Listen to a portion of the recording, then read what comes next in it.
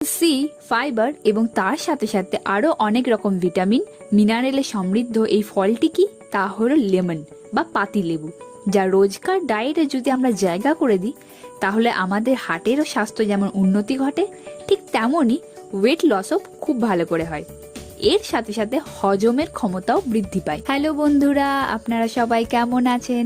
এই টিপস বাংলা চ্যানেলের নতুন ভিডিওতে আপনাদের সবাইকে স্বাগত।